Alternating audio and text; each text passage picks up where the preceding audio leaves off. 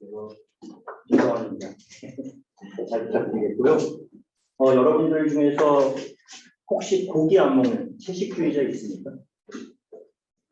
없네요, 그죠? 저는 뭐 완전 채식주의자는 아닌데 그럼에도 페스코라고 해가지고 어류까지 먹는 채식을 하고 있어요. 그런데 일반적인 채식주의자와는 달리 저는 고기를 무지하게 먹고 싶습니다.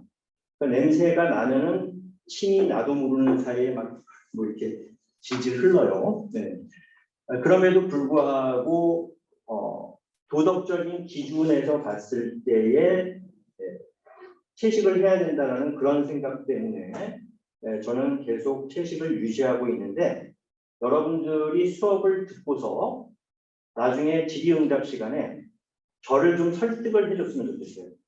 그래서 저로 하여금 마음 편하게 육식을 할 수 있도록 도움을 주신다면 저를 해방시켜주는 격이라고 볼 수 있을 것 같습니다. 거꾸로 여러분들이 제 논리에 설득을 당한다라고 한다면 완벽하게는 아니라고 할지라도 당장 저녁 때부터 채식을 시작해야 될지도 모릅니다. 그러니까 여러분들의 일상과 상당히 밀접한 관련이 있는 것이라고 생각을 하시고 잘 듣고 나름대로 어떻게 실천을 해야지 옳은 것인지를 잘 생각을 해보시기 바라겠습니다. 여기에서 동물의 도덕적 지위라고 이렇게 써놨는데 사실은 고기를 먹어도 되는지와 관련한 질문에 대해서 오늘 우리가 공부를 해볼 거예요. 그리고 앞에 공리주의라고 이야기를 했는데 우리나라에서 사실 도덕교육이라는 게 좀 개인적으로는 상당히 잘못되어 있다고 생각을 해요. 그러니까 초등학교 때부터 중고등학교 때까지 윤리를 배워왔음에도 불구하고 어떤 기준을 가지고서 어떻게 판단해야지 올바름을 판별할 수 있는지에 대해서 설명을 해주는 분들이 별로 없는 것 같더라고요. 그렇기 때문에 이 공리주의 칸트의 의무론 이런 것이 그저 고등학교 때에 나오는 암기의 대상이라고만 생각을 하는 경향이 없지 않아 있는데 사실은 이 공리주의나 칸트의 의무론 이런 것이 우리의 도덕적 삶에 엄청나게 중요합니다. 그러니까 여러분들이 올바른 삶을 살고자 한다라고 했을 때에는 공리주의나 칸트의 의무론 등 소위 윤리 이론에 입각해서 자신의 판단을 검토하면서 살아야 됩니다. 근데 왜 하필이면 그런 공리주의냐? 칸트의 의무론이 아니고 공리주의냐?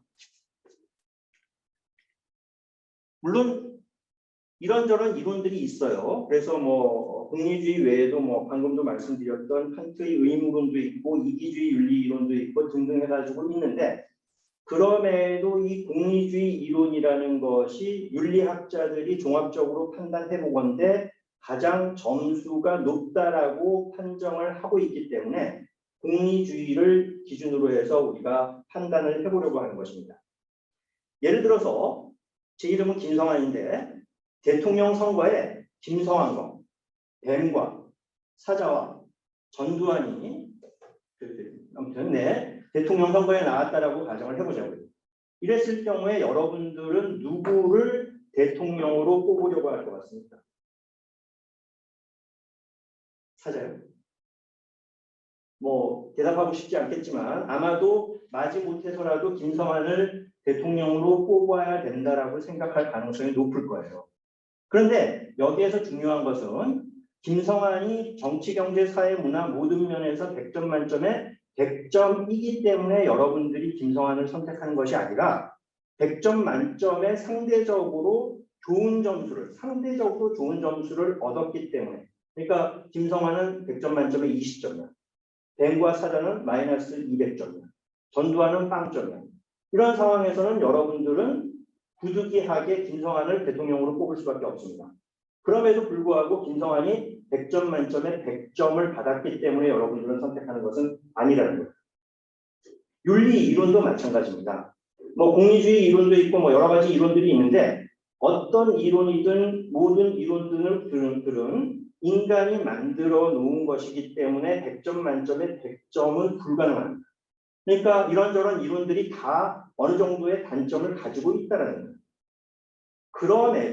그럼에도 상대적으로 공리주의 이론은 다른 이론들에 비해서 낫다라고, 종합적으로 평가했을 때 낫다라고 이야기를 하고 있기 때문에 우리가 공리주의를 선택해서 동물의 도덕적 지위를 생각해 보는 것이 전혀 잘못된 선택은 아닐 수가 있다는 거죠.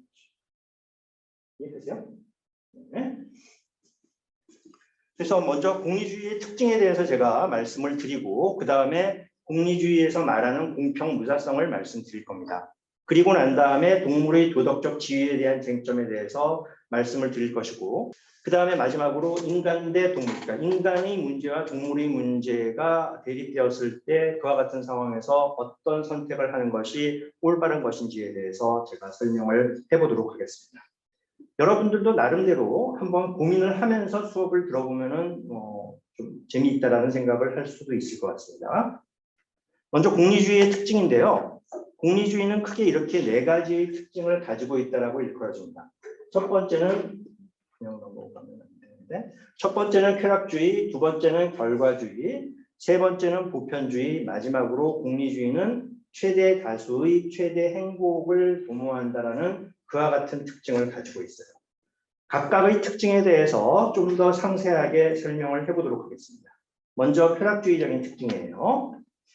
공리주의는 쾌락을 산출하는 것을 선이라고 생각하고 고통을 야기하는 것을 악이라고 이야기를 합니다.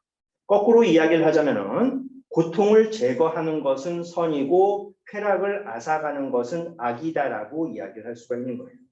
그래서 여러분들이 공리주의적인 측면에서 올바름을 실천하고자 한다라고 했을 때는 누군가의 쾌락을 도모하면 되는 것이고 거꾸로 공리주의적인 측면에서 여러분들이 악을 행하고자 한다라고 했을 때는 누군가에게 고통을 야기하면 된다라는 것입니다. 여기에서 이야기하는 쾌락이라는 것은 육체적인 쾌락을 이야기한다라기보다는 행복에 가까운 개념입니다. 그래서 좀 다시 한번 말씀을 드리자면은 여러분들이 공리주의적인 측면에서 선을 행하고자 한다.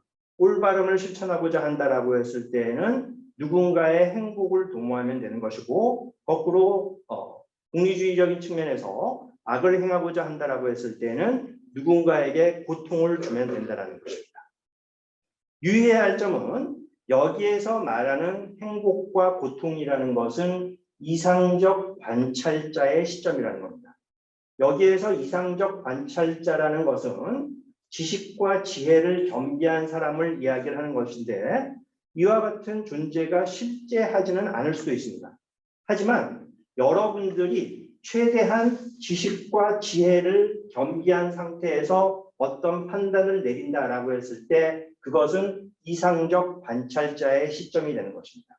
그러니까 최대한 객관적으로 많은 지식과 지혜를 겸비한 것을 전제한 상태에서 판단을 한다라고 했을 때 그것은 이상적 관찰자의 시점이 된다는 겁니다. 그리고 공리주의에서 말하는 행복과 고통이라는 것은 이상적 관찰자의 시점에서의 행복과 고통인 것이지 예를 들어서 마약을 먹은 사람이 나에게 행복을 다오 그러면서 마약을 계속 행복을 줘야 되기 때문에 마약을 다오 이렇게 이야기를 할 경우에 그것은 이상적 관찰자의 시점에서 행복을 야기한 것이 아니기 때문에 그것은 공리주의적인 측면에서 선을 야기한 것은 아니다라고 이야기할 수가 있는 것입니다. 이해가세요? 네. 그 다음에 공리주의는 결과주의적인 특징을 가지고 있습니다. 여기에서 결과주의적인 특징이라는 것은 결과와 동기가 있다라고 했을 때 동기에 비해서 결과를 더 중요하게 생각을 한다는 것입니다. 다시 말씀드려서 얼마만큼 행복과 고통, 행복을 많이 산출하고 고통을 줄이느냐가 어떤 동기에서 행동을 했느냐에 비해서 중요하다는 것입니다. 이렇게 이야기를 한다라고 해서 공리주의가 동기를 전혀 중요하게 생각하지 않는 이론은 전혀 아닙니다. 어떤 행동을 한다라고 했을 때 크게 네 가지의 선택지가 있을 수가 있어요. 첫 번째는 동기와 결과가 모두 훌륭한 경우, 두 번째는 동기만이 훌륭한 경우, 세 번째는 결과만이 훌륭한 경우, 마지막으로 결과와 동기가 모두 훌륭하지 않은 경우가 있을 수가 있는데 예를 들어 보자면은 제가 여러분들에게 정말로 고기를 먹지 말아야 된다는 생각을 갖게 만들기 위해서, 그리고 올바름을 추구해야 된다는 것을 주입하기 위해서 수업을 열심히 했습니다. 그리고 결과적으로 여러분들도 제 생각과 비슷한 어떤 생각을 갖게 됐습니다. 이랬을 경우에 대략적으로 동기와 결과가 모두 훌륭하다라고 볼 수가 있는 거예요. 반면 동기만이 훌륭한 경우는 약간 다른 예를 들자면은, 저는 정말로 여러분들에게 많은 것들을, 좋은 것들을 가르치기 위해서 노력을 했음에도 불구하고 너무 어렵다든지 아니면은 너무 난삽하게 강의를 했기 때문에 여러분들은 전혀 도움을 받지 못했다. 이런 상황은 제 동기는 훌륭했지만 결과는 훌륭하지 못했다라고 이야기를 할 수가 있는 겁니다. 세 번째의 경우는 저는 아무 생각 없이 그저 돈을 벌기 위해서 강의를 했음에 반해서 여러분들은 많은 것들을 얻어갈 수가 있었습니다. 이런 경우는 동기는 훌륭하지 못하지만 결과는 훌륭한 경우라고 볼 수가 있는 거예요. 마지막으로 저도 아무 생각 없이 강의를 했고 여러분들도 최악의 강의였다. 이렇게 생각을 한다면 동기와 결과가 모두 훌륭하지 못한 경우였다라고 이야기할 수가 있을 것 같아요. 그런데 공리주의자들이 결과를 중요하게 생각한다라고 해서 1번과 3번을 동등하게 생각하는 것은 아닙니다. 그래서 1번이 3번에 비해서 더 나은 선택이라고 이야기를 하는데, 그 이유는 동기가 훌륭해야지만 계속적으로 좋은 결과를 산출할 가능성이 높기 때문에 동기마저도 훌륭한 것이 더 나은 것이다라고 이야기하는 것입니다. 이해가시죠? 그 다음에 공리주의는 보편주의적인 특징을 가지고 있어요. 그러니까 여러분들은 잘 의식하지 못할지 모르겠지만 도덕 이론이 가지고 있어야 될 기본적인 조건이라고 이야기를 한다면 보편주의적인 특징을 윤리학자들은 들고 있습니다. 그런데 이 보편주의적인 특징이라는 것이 무엇이냐 하면은 나와 남이 동등하다라는 것을 이야기하는 거예요. 이처럼 나와 남이 동등하다라는 것은 나보다 남을 앞세우는 이타주의와도 다르고 또 남보다 나를 앞세우는 이기주의와도 다릅니다. 그리고 공리주의에서 이야기하는 보편주의라는 것은 어떤 존재가 느끼는 행복과 고통이건 그것을 동등하게 생각을 한다는 것입니다. 구체적으로 예를 들어서 설명을 해보도록 하겠습니다. 자, 사진에 가려가지고 설명을 그럼에도 특별하게 어려운 설명은 아니니까요. 잘 들어보시면 될 것 같습니다. 공리주의에서 말하는 공평무사성이라는 것은 누구의 고통의 양이 큰가를 고려해서 우선적인 처우 대상을 결정하는 것을 이야기하는데, 예를 들어서 A와 B가 있다라고 했을 때 만약에 A가 100의 고통을 받음에 반해서 B는 전혀 고통을 받지 않는다라고 했을 경우 여러분들은 100의 고통을 받는 A를 우선적으로 배려를 해야 되는 것입니다. 그런데 어떤 다른 상황에서 A는 전혀 고통을 받지 않음에 반해서 B가 100의 고통을 받게 된다라고 했을 경우 여러분들은 B를 우선적으로 배려를 해야 되는 것이에요.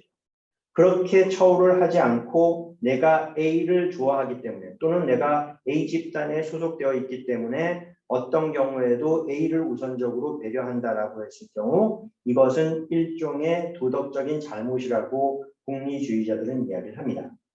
몇 가지 예를 들어서 제가 좀 더 상세하게 설명을 해볼게요. 백인과 흑인이 있다라고 했을 때 만약에 백인이 더 많은 고통을 받고 있다라고 한다면 백인을 우선적으로 고려해야 되는 것이고, 또 어떤 다른 상황에서 흑인이 더 많은 고통을 받고 있다라고 한다면 흑인을 우선적으로 배려해야 되는 것입니다. 그런데 이와 같이 처우를 하지 않고 내가 백인이라는 이유 때문에 또는 내가 백인을 내가 백인을 더 사랑한다는 이유 때문에 백인을 우선적으로 배려한다라고 했을 경우 이것은 일종의 차별이라고 공리주의자들은 이야기를 하고 있습니다. 그리고 이와 같은 유형의 차별을 공리주의자들은 인종차별주의, 레이시즘이라고 이야기를 하는 거예요. 이 사진 같은 경우에는 왜 인종차별적인 사진일까요? 베네통이라는 회사가 의도를 했건 의도를 하지 않았건 백인을 천사로, 흑인을 악마로 지금 묘사하고 있죠. 그죠? 뭐 이런 이유 때문에 이와 같은 사진은 일종의 인종차별적인 사진이라고 볼 수가 있을 것 같습니다. 두 번째입니다. 남성과 여성이 있다라고 했을 때에도 마찬가지예요. 만약에 남성이 더 많은 고통을 받고 있다라고 한다면 남성을 우선적으로 배려를 해야 되고, 여성이 더 많은 고통을 받고 있다라고 한다면 여성을 우선적으로 배려를 해야 되는 것입니다. 그런데 그와 같이 처우를 하지 않고 내가 남성이라는 이유 때문에 또는 내가 남성을 더 좋아한다는 이유 때문에 어떤 경우에도 남성을 우선적으로 배려한다라고 했을 경우 이것 역시 일종의 차별이라고 공리주의자들은 이야기를 하고 있습니다. 그리고 이와 같은 유형의 차별을 공리주의자들은 구체적으로 성차별주의, 섹시즘이라고 이야기를 하는 것입니다. 세 번째입니다. 자, 김성환과 현빈이 있다라고 했을 때 모르긴 해도 여러분들은 현빈을 우선적으로 배려하고 싶을 거예요. 그죠? 그런데 그와 같이 처우를 해서는 안 되는 것이고, 만약에 김성환이 더 많은 고통을 받고 있으면 김성환, 현빈이 더 많은 고통을 받고 있으면 현빈을 우선적으로 배려해야 되는 것입니다. 그런데 그와 같이 처우를 하지 않고 김성환이 현빈보다 잘생겼다는 이유 때문에 어떤 경우에도 현빈을 우선적으로 고려한다라고 했을 경우 이것은 일종의 차별이라고 이야기를 할 수가 있는 것이고, 이와 같은 유형의 차별을 이남차별주의, 핸섬이즘이라고 부를 수 있을 것 같습니다. 이런 단어는 없죠, 사실상. 또 다른 예입니다. 자, 소녀시대와 BTS가 있다라고 했을 때 저 같은 경우는 소녀시대가 다시 만난 세계를 부를 때부터 팬이었기 때문에 어떤 경우에도 소녀시대를 우선적으로 배려하고 싶어요. 그런데 그와 같이 처우를 해서는 안 되는 것이고, 만약에 소녀시대가 더 많은 고통을 받고 있다라고 한다면 소녀시대를, BTS가 더 많은 고통을 받고 있으면 BTS를 우선적으로 고려해야 되는 것입니다. 그런데 그와 같이 처우를 하지 않고 저처럼 어떤 경우에도 소녀시대를 우선적으로 배려한다라고 했을 경우 이것을 일종의 차별이라고 이야기를 할 수가 있는 것이고, 이와 같은 유형의 차별을 소녀시대 중심주의, Girls' Generationism이라고 부를 수 있을 것 같습니다. 저기에서 제시카는 빠져야 되겠죠, 그죠? 자, 정리를 하자면은 누구를 우선적으로 배려해야 하는가에 대한 결정에서 중요한 것은 고통의 양이라는 것입니다. 그래서 A가 더 많은 고통을 받고 있으면 A를, B가 더 많은 고통을 받고 있으면 B를 우선적으로 배려하는 것이 도덕적으로 올바른 태도가 될 수가 있다는 거예요. 이 설명을 너무 복잡하게 생각을 하면 헷갈릴 수가 있습니다. 실제로 A와 B만 있는 것이 아니라 행위자도 있기 때문에 종합적으로 판단을 해야 되는 그런 상황이 있을 수가 있고, 그렇기 때문에 훨씬 지금 설명한 것보다 현실은 복잡함에도 불구하고 제가 단순하게 여러분들에게 이해하기 쉽도록 설명을 하기 위해서 이렇게 설명을 한 것이니까 너무 복잡하게 생각하지 말고 간단하게 생각을 했으면 좋겠습니다. 그 다음에 한쪽이 동물이고 다른 쪽이 인간이다라고 할 경우에는 어떻게 해야 되는지에 대해서 한번 생각을 해볼 필요가 있을 것 같아요. 자, 이런 상황에서 여러분들은 어떻게 처우하는 것이 도덕적으로 옳은 것 같습니까? 갑자기 아까의 논리에서 벗어나서 이런 경우에는 어떤 경우에도 인간을 우선적으로 배려해야 된다라고 생각을 하고 싶을 가능성이 상당히 높을 것 같아요. 하지만 여러분들이 공평무사성이라는 것을 견지하고자 한다라고 했을 경우에는 그와 같이 처우를 해서는 안 되는 것이고, 인간이 더 많은 고통을 받고 있으면 인간을, 동물이 더 많은 고통을 받고 있으면 동물을 우선적으로 고려해야 되는 것입니다. 그런데 이와 같이 처우를 하지 않고 내가 인간이라는 이유 때문에 또는 내가 인간을 더 사랑한다는 이유 때문에 어떤 경우에도 인간을 우선적으로 고려한다라고 했을 경우 이것은 일종의 차별이라고 볼 수가 있는 것이고, 이와 같은 유형의 차별을 종차별주의, 스페시시즘이라고 부릅니다. 이와 같은 단어는 실제로 있는 단어예요. 그래서 공리주의에서는 쾌락과 고통이라는 게 중요하다고 말씀드렸잖아요. 그죠? 그렇기 때문에 쾌락과 고통을 느낄 수 있는 존재인지의 여부가 공리주의에서는 매우 중요합니다. 그래서 세인션트 비잉이라고 이야기를 하는데요.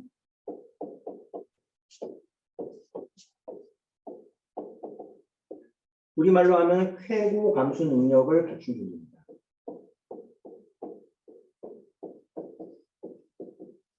그러니까 쾌락과 고통을 느낄 수 있는 능력을 갖춘 존재들은 방금 제가 설명한 그와 같은 설명의 적용 대상이 된다는 거예요.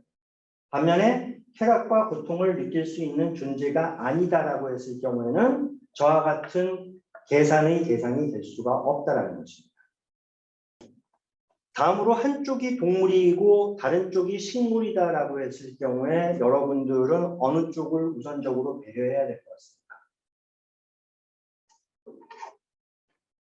이런 상황에서는 공리주의자들은 동물을 우선적으로 배려해야 된다라고 이야기합니다. 그 이유는 제가 다시 한번 나중에 설명을 해드리겠지만 동물의 경우는 쾌락과 고통을 느낄 수 있는 존재이기 때문에 배려의 대상이 됨에 반해서 식물들의 경우는 쾌락과 고통을 느낄 수 있는 능력을 갖추지 못하는 소위 세인션트 비잉이 아니기 때문에 배려의 대상이 아니다라고 이야기하는 거예요.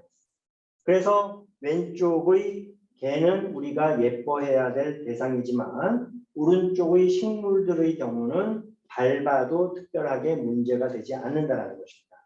그럼에도 식물들이 고통을 느낄 가능성이 어느 정도 있다라고 한다면 우리는 함부로 식물들의 생명을 앗아가서는 안 될 거예요. 그럼에도 둘 중에 하나를 선택해서 먹어야 된다라고 한다면 공리주의자들은 동물보다는 식물을 선택해서 먹어야 된다라고 이야기를 하는 것입니다. 바로 이와 같은 이유로 공리주의자들은 채식을 해야 된다라고 이야기를 하는 것입니다. 연습 문제입니다. 한쪽이 동물이고 다른 쪽이 연필이다라고 한다면 이런 상황에서는 어느 쪽을 배려해야 되겠습니까?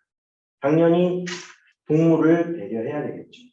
그 이유는 동물들의 경우는 쾌락과 고통을 느낄 수 있는 존재임에 반해서 연필의 경우는 쾌락과 고통을 느낄 수 있는 존재가 아니기 때문에 이런 상황에서는 어떤 경우에도 동물들을 우선적으로 배려해야 되는 것입니다. 그래서 왼쪽의 미어캣 같은 경우는 목걸이도 걸어주고 예쁜 옷도 입혀주고 이렇게 해야 되겠지만 연필의 경우에는 저렇게 깎아서 써도 특별하게 문제가 없는 것이라는 거예요. 그런데 여러분들이 고기를 먹는다라고 했을 때에는 왼쪽의 동물을 오른쪽의 연필같이 깎아가지고 먹는 것이다. 이렇게 볼 수가 있는 것입니다. 자, 유의사항인데요. 굳이 동물의 도덕적 지위가 아니라고 하더라도 여러분들이 공리주의적인 측면에서 올바름을 실천하고자 한다라고 했을 때에는 이 유의사항을 잘 기억해 둘 필요가 있는데 먼저 동일한 처우가 동일한 양의 고통이나 행복을 산출하는 것은 아니다라는 것입니다. 예를 들어서 제가 이렇게 강의를 한다라고 했을 때 어떤 사람들 같은 경우는 솔깃할 수도 있고 또 다른 사람들 같은 경우는 지겨워 죽겠다라고 생각을 할 수가 있을 거예요. 이처럼 누구에게 어떤 행동을 하느냐에 따라서 행복과 고통의 양은 현격하게 달라질 수가 있다는 것을 잘 기억을 해둬야 됩니다. 그래서 여러분들이 공리주의적인 측면에서 올바름을 실현하고자 한다라고 했을 때는 상대방이 무엇을 좋아하고 무엇을 싫어하는지를 정확하게 알고서 대응을 해야 되는 것이지 그런 것을 무시하고서 내가 좋은 것을 상대방에게 강요를 한다라고 했을 때는 공리주의적인 측면에서는 그것은 도덕적인 악마저도 될 수가 있게 됩니다. 예를 들어 보겠습니다. 누군가에게 제가 키스를 했다라고 했을 때 예를 들어서 제가 버스 안에서 모르는 여성에게 키스를 했습니다. 그랬을 경우에 이것은 엄청난 고통을 상대방에게 불쾌감을 야기할 거예요. 그래서 심지어는 고발까지 할 겁니다. 고소고발까지 할 거예요. 그런데 동일한 행동을 내가 내 애인에게 했다라고 했을 때는 내 애인은 상당히 행복해야 할 가능성이 높습니다. 이처럼 동일한 행동을 했다라고 해서 동일한 양의 행복과 고통이 산출되는 것이 아니고 상당히 달라질 수 있다는 것을 의식하고서 여러분들이 행동을 해야 된다는 것입니다. 그리고 인간과 돼지를 동일하게 처우한다고 했을 때에도 양자가 느끼는 행복과 고통은 현저하게 다를 수가 있습니다. 예를 들어서 돼지를 행복하게 만들기 위해서는 그저 마음껏 뛰어놀 수 있는 공간, 그리고 킁킁거리면서 냄새를 맡을 수 있는 흙, 그리고 가족들끼리 모여서 있을 수 있는 그런 어떤 배려를 한다라고 했을 때 얼마든지 행복감을 느낄 수 있을 거예요. 그런데 인간에게 그와 같은 조건을 제시한다라고 했을 때 인간은 전혀 행복해하지 않을 겁니다. 인간이 행복감을 느끼려면은 모르긴 해도 좋은 직장, 그리고 좋은 학교 출신, 그리고 뭐 좋은 집, 그리고 뭐 좋은 차, 기타 등등이 필요할 텐데 그런 것들이 충족되지 않는다라고 했을 때는 인간은 행복해하지 않을 거라는 것입니다. 거꾸로 그와 같은 조건을 돼지에게 제공한다라고 했을 때 돼지가 또 행복해하지는 않을 거예요. 이처럼 상대가 어떤 것을 선호하는지를 정확하게 파악을 해서 상대에게 거기에 맞는 행동을 해야 된다는 것. 이것을 강조하는 것이 공리주의가 가지고 있는 특징이라고 말씀드릴 수 있을 것 같습니다. 그리고 여러분들이 올바름을 실천하고자 한다고 했을 때는 방금 말씀드린 그와 같은 공리주의의 특징을 잘 기억을 해둘 필요가 있습니다. 자, 지금까지가 소위 공리주의적인 입장에서 동물에게 왜 도덕적 지위가 부여되는지, 왜 우리가 고기를 피하고 채식을 해야 되는지에 대한 설명이었습니다. 모르긴 해도 여러분들은 이런저런 어떤 반론거리를 생각하면서 고기를 여전히 먹어도 된다라고 생각하고 싶을 겁니다. 지금부터 설명해드리는 내용은 아마도 여러분들이 질문거리라고 생각하는 것들일 것 같고 거기에 대해서 동물해방론자 내지 공리주의자들이 어떻게 대응을 하는지를 한번 살펴보도록 하겠습니다. 동물의 도덕적 지위와 관련한 쟁점에는 크게 이렇게 세 가지가 있을 수가 있어요. 첫 번째는 고통과 관련한 의문이 제기될 수가 있고 그 다음에 고통 외의 문제와 관련한 의문이 제기될 수가 있습니다. 그리고 인간과 동물 사이에 어떤 차이가 있고 그와 같은 차이를 통해서 우리가 차별을 정당화할 수 있다라고 생각을 하고 싶어 할 수가 있는데 과연 이와 같은 의문들이 모두 적절한지에 대해서 한번 살펴보도록 하겠습니다.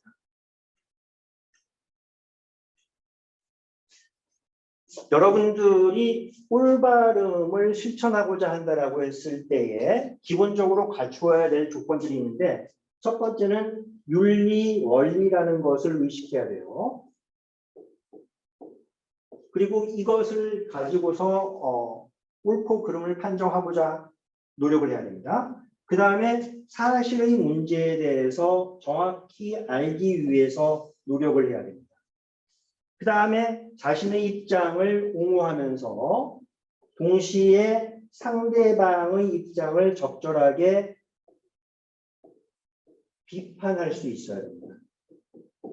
이렇게 해서 논리적인 측면에서 어떤 입장이 만들어졌으면 다음 단계로 여기에 근거해서 처방이라는 것을 생각을 해보고 마지막으로 이 처방에 따라서 행동을 한다라고 한다면은 여러분들은 올바른 삶을 지향하는 태도를 지닐 수 있다라고 말씀드릴 수가 있는 거예요. 그런데 지금 저는 윤리 원리에 입각해서 여러분들에게 왜 동물들에게 도덕적 지위가 부여되고 또 왜 채식을 해야 되는지에 대해서 설명을 해드렸는데 지금부터는 동물들에게 도덕적 지위가 부여되는 입장을 옹호하면서 동시에 채식에 대해서 비판적인 입장에 대해서 대응을 해보게 될 것입니다. 그러면 설명을 진행해 보도록 할게요. 고통과 관련한 의문에는 크게 이렇게 세 가지가 있을 수가 있어요. 첫 번째는 동물도 고통을 느끼지 않는가. 두 번째는 식물도 고통을 느끼지 않는가. 그 다음에 세 번째로는 고통의 비교가 불가능하지 않는가. 고통과 관련한 질문들이에요. 첫 번째는 동물들이 고통을 느끼는 것을 어떻게 아는가? 두 번째는 식물들도 고통을 느끼지 않는가? 마지막으로 고통의 비교가 불가능하지 않는가? 이런 의문이 제기될 수가 있는데 각각의 질문들에 대해서 동물해방론자들이 어떻게 답변을 하는지를 살펴보도록 하겠습니다. 사실 첫 번째 질문 같은 경우는 오늘날을 살아가고 있는 사람들 중에서 동물들이 고통을 느끼지 못한다라고 생각하는 사람들은 전혀 없을 것 같아요. 여러분들 중에서 혹시 개나 고양이 키우는 분 계세요? 집에서? 있습니까? 네, 있네요. 그죠? 근데 뭐 한번 때려보셨어요? 아, 때려보진 않았군요. 그죠? 예. 그러면 걔네들이 고통을 느끼는 그런 어떤 상황은 접해본 적은 있죠. 그죠? 예. 모르긴 해도 동물을 키워본 사람이라고 한다면 동물들이 고통을 느끼지 않는다라고 생각하지는 않을 거예요. 하지만 17세기만 하더라도 동물들이 고통을 느끼지 못한다라고 생각하는 사람들이 있었습니다. 대표적으로 17세기를 대표하는 철학자인 르네 데카르트는 동물들이 실제로 고통을 느끼는 것이 아니라 고통을 느끼는 반응을 나타낼 때에는 그것은 사실상 자동 인형의 반응에 불과하다. 이렇게 이야기를 하면서 동물들이 고통을 느끼는 것을 부정했습니다. 그런데 오늘날의 과학적인 입장에서 봤을 때는 동물들이 고통을 느끼는 것은 너무나도 명백한 사실입니다. 그런데 그렇다라고 해가지고 이런 질문을 했을 때 말이 돼 임마? 이렇게 이야기를 하기보다는 좀 더 구체적으로 동물이 고통을 느낄 수 있다는 것을 이야기해 줄 필요가 있는데 다음과 같이 이야기를 해줄 수 있을 것 같습니다. 첫 번째는 행동이나 표정상의 변화를 통해서 동물들이 고통을 느낀다는 것을 알 수가 있다는 겁니다. 예를 들어서 동물들을 때렸다라고 했을 때 이 동물들은 으르렁거린다든지 깨갱거린다든지 아니면 도망을 갑니다. 이와 같은 행동상의 또는 표정상의 변화가 일어난다라고 했을 때 우리는 그 동물이 고통을 느낀다는 것을 미루어 짐작할 수가 있습니다. 만약에 그와 같은 행동이나 표정상의 변화가 고통을 느끼는 징표가 되지 못한다라고 한다면 인간에게도 똑같은 논리를 적용할 수 있을 것 같습니다. 그런데 인간의 경우는 거짓말을 할 수 있는 능력을 가지고 있기 때문에 아프지 않아도 아픈 척을 할 수가 있어요. 그런데 동물은 그와 같은 능력을 갖추고 있지 못하기 때문에 행동이나 표정상의 변화가 일어났다라고 했을 경우에는 그 동물은 명백하게 고통을 느낀다라고 이야기할 수가 있을 것 같습니다. 그러니까 이런 상황에서 동물들이 고통을 느끼지 못한다라고 생각하는 것은 사실상 지나칠 정도로 자의적인 태도를 취하는 것이라고 말씀드릴 수 있는 거예요. 그죠? 그 다음에 두 번째로 동물들이 고통을 느낄 때에는 신경 생리학적인 변화가 일어납니다. 예를 들어서 동물들이 놀랬다라고 했을 때에는 동공이 커지고 심장박동이 빨라지고 또 생리학적인 어떤 변화가 일어납니다. 이와 같은 변화가 일어남에도 불구하고 동물들이 고통을 느끼지 못한다라고 이야기하는 것은 어불성설이라는 거예요. 사실상 신경 생리학적인 변화의 유사성과 관련해서는 동물 실험에 대해서도 함의하는 바가 있는데 예를 들어서 동물과 인간이 완전히 다르다라고 한다면 우리가 굳이 동물 실험을 할 이유가 없을 겁니다. 왜? 인간하고 완전히 다른 존재인데 굳이 동물들을 대상으로 실험할 이유가 없지 않습니까? 거꾸로 동물과 인간이 유사하다라고 한다면 유사한 존재를 왜 실험 대상으로 삼아야 되는 거죠? 이런 딜레마가 제기될 수 있다는 거예요. 동물들과 인간이 완전히 다르다라고 한다면 우리는 동물 실험을 할 필요가 없는 것이고 거꾸로 동물과 인간이 유사하다라고 한다면 유사한 대상을 가지고서 실험을 하면 안 된다는 것입니다. 이런 딜레마가 제기될 수 있다는 거예요. 그 다음에 세 번째로 중앙신경계를 갖는 존재는 모두가 쾌락과 고통을 느낄 수 있는 능력이 있다는 것이 과학적으로 입증된 바가 있습니다. 그래서 포유류, 조류, 어류, 양서류, 파충류, 포유류, 조류, 어류, 양서류, 파충류는 모두가 다 중앙신경계를 가지고 있고 따라서 이와 같은 존재는 쾌락과 고통을 느낄 수 있다는 것이 과학적으로 입증되었다고 이야기합니다. 그 외의 동물들, 예를 들어서 파리나 모기, 말미잘 이런 동물들 같은 경우는 중앙신경계를 가지고 있지 않기 때문에 고통을 느낀다라는 명백한 증거가 발견되지는 않았다라고 이야기합니다.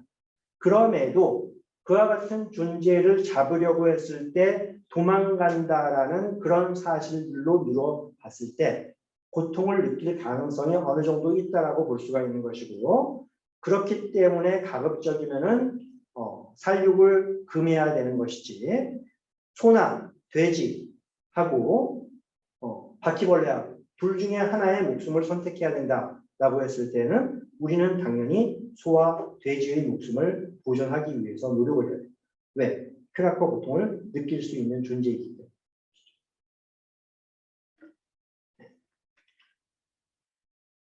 다음으로 식물도 고통을 느끼지 않는다. 아까 잠시 다루었었는데 모르긴 해도 여기에 앉아 계시는 분들 중에는 식물들도 고통을 느끼는데 이렇게 생각하는 분들이 계실 겁니다. 그런 질문에 대해서, 의문에 대해서 어떻게 동물해방론자들이 답변을 준비하고 있는지를 한번 살펴보도록 하겠습니다. 먼저 앞의 세 가지 기준으로 이루어 보았을 때 식물들이 고통을 느낀다라는 명백한 증거는 아직까지 발견되지 않았다라고 말씀드릴 수 있어요. 볼까요? 아까 행동이나 표정상의 변화, 신경생리학적인 변화, 중앙신경계를 기준이라고 이야기를 했는데 물론 이 외에도 다른 기준들도 있을 수가 있을 거예요. 어쨌든 세 가지를 기준으로 봤을 때 소위 포유류나 아니면 조류 등은 고통을 느낀다라고 말씀을 드렸는데 이 세 가지 기준을 통해서 식물들을 판단해 보려 했을 때는 식물들은 명백하게 고통을 느낀다라는 증거가 발견되지 않았다라고 볼 수 있을 것 같습니다. 예를 들어서 여러분들이 바깥에 나가서 나무를 발로 걷어쳤다라고 했을 때 그 나무는 행동이나 표정상의 변화가 일어나지 않습니다. 그리고 신경생리학적인 변화가 일어나는 것도 아니고 마지막으로 그 나무는 중앙신경계를 가지고 있는 것도 아닙니다. 그러니까 이 세 가지 기준으로 봤을 때 식물들이 고통을 느낀다라고 이야기할 수는 없을 것이라는 거예요. 그럼에도 식물들이 고통을 느끼는 증거가 발견되었다라고 이야기하는 사람들이 있습니다. 예를 들어서 한쪽 양파는 예뻐해주고 그러고 나머지 한쪽 양파는 욕을 하고 뭐 이러면은 한쪽 양파는 그러니까 예뻐했던 양파는 잘 자람에 반해서 욕을 하고 그랬던 양파는 전혀 자라지 못한다라는 그런 증거 등을 통해 가지고 식물들도 고통을 느낀다라고 이야기하는 분들이 있는데 설령 그것이 사실이라고 하더라도 고통의 양을 비교를 해보자는 겁니다. 동물들이 고통을 느끼는 것이 만 정도가 된다라고 한다면 식물들은 한 10 정도밖에 느끼지 못할 거예요. 그리고 우리가 생존을 위해서 어쩔 수 없이 고통을 야기할 수밖에 없다라고 한다면 상대적으로 덜 고통을 야기해야 될 겁니다. 그렇기 때문에 여전히 채식을 하는 것은 도덕적인 측면에서 정당하다라고 이야기할 수 있다는 거예요. 어차피 고통을 야기한다라고 한다면 상대적으로 덜 고통을 야기해야 되는 것이지 이쪽도 고통을 느끼고 저쪽도 고통을 느낀다라고 해서 쌤쌤이다. 아무 쪽이나 다 죽여도 마찬가지다. 이렇게 생각해서는 안 된다는 것이죠. 더 많은 고통을 느낄 수 있는 존재를 더 보호해야 된다는 그런 생각을 가져야 되는 것이고 그와 같은 입장에서 봤을 때는 여전히 채식을 하는 것이 도덕적으로 올바른 것이 될 수가 있다는 것입니다. 그 다음에 세 번째로 육식으로의 전환 가능성은 열려 있습니다. 하지만 현재의 입장에서 봤을 때에는 채식을 하는 것이 더 옳다라고 이야기를 하는 것인데요. 예를 들어서 어떤 기계가 발견이 됐는데 그 기계를 통해 가지고 확인을 해봤더니만 동물들이 식물들에 비해서 훨씬 덜 고통을 느끼는 존재임이 확인되었다라고 가정을 해보죠. 그와 같은 상황에서는 식물이건 동물이건 공리주의적인 기준에서 봤을 때는 더 고통을 야기하는 것이 잘못이기 때문에 그런 상황에서는 식물들을 우리가 선택해서 보호해야 되고 동물들을 먹어야 됩니다. 하지만 지금의 과학이라는 기준에서 봤을 때는 동물들이 더 고통을 느낀다라고 이야기를 하기 때문에 현재로서는 우리가 육식을 피하고 채식을 해야 된다. 이렇게 이야기할 수 있다는 것입니다. 그리고 어떤 식물이 발견되는데 그 식물이 쾌락과 고통을 상당히 예민하게 느낀다라고 한다면 그 식물은 당연히 보호의 대상이 되어야 됩니다. 그러지 않고서 단지 식물에 속해 있다는 이유 때문에 그 식물을 함부로 대한다라고 했을 때 그것 역시 잘못이라고, 차별이라고 이야기할 수 있게 되겠죠. 마지막으로 최선의 설명을 선택할 필요가 있는데 지금 현재의 상황에서 동물과 식물이 있어요. 근데 동물이 더 많은 고통을 느낀다는 이론, 식물이 더 많은 고통을 느낀다는 이론, 비슷하다라는 이론, 모르겠다라는 이론, 이렇게 네 가지 이론이 있다라고 했을 때 지금 현재로서 우리가 가장 합리적으로 받아들일 이론은 이 이론입니다.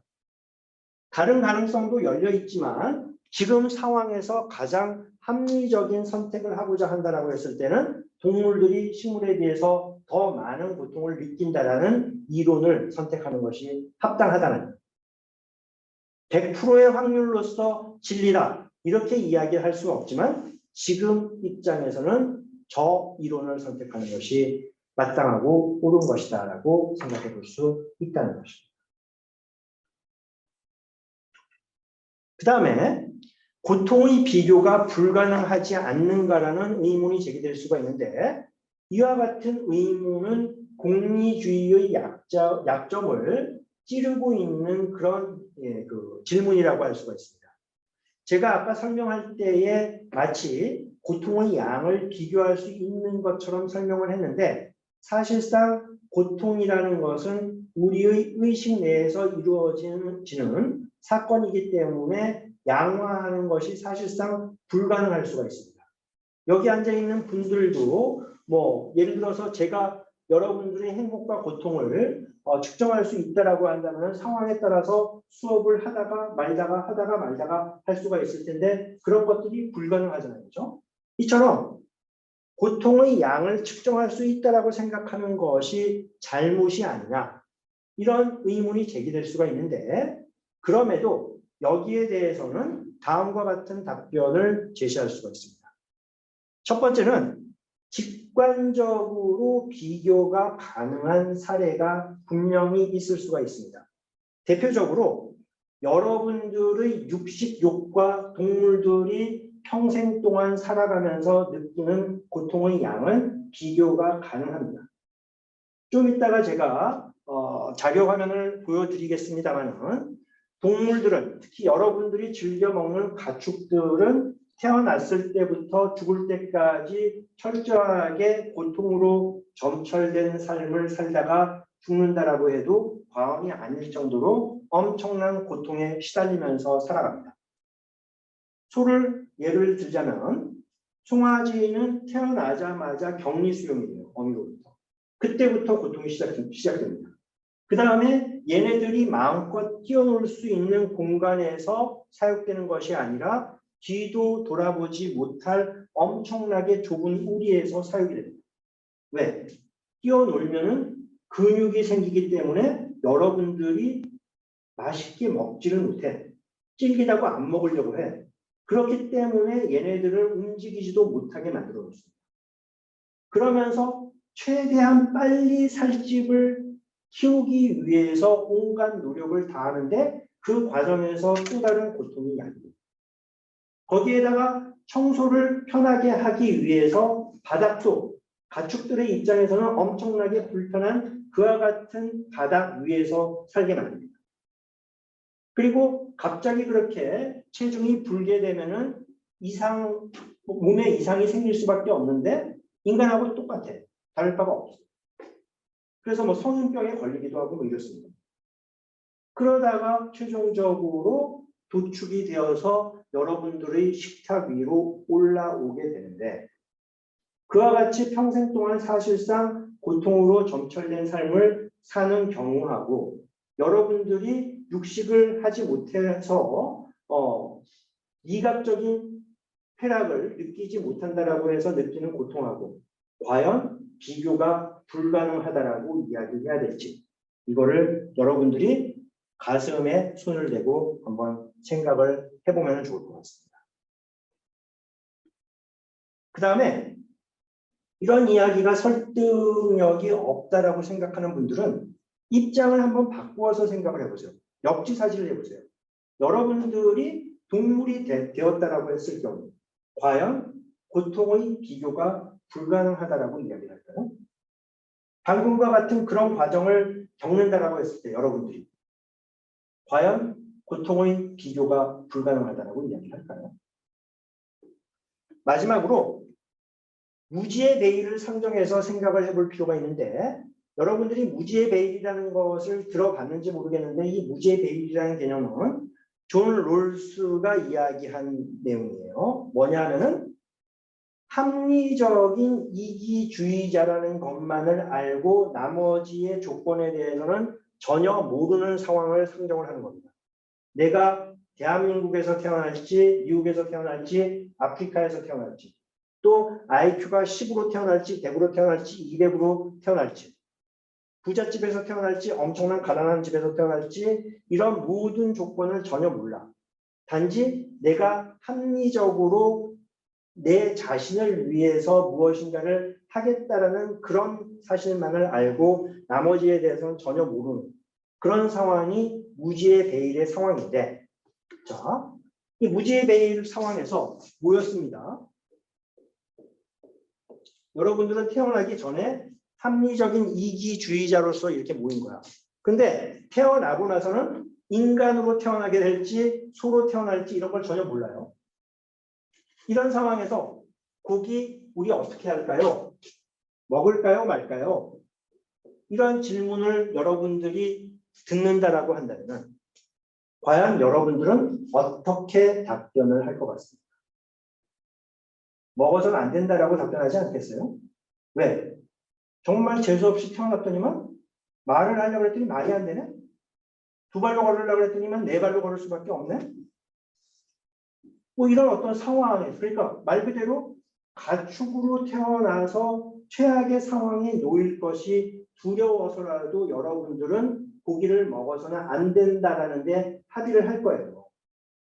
이타주의자가 아니라고 하더라도 여러분들이 이기주의자라고 하더라도 내가 혹시 재수없게 그렇게 될까봐 그게 두려워서라도 여러분들은 고기를 먹지 말자라고 이야기할 거라는 것입니다.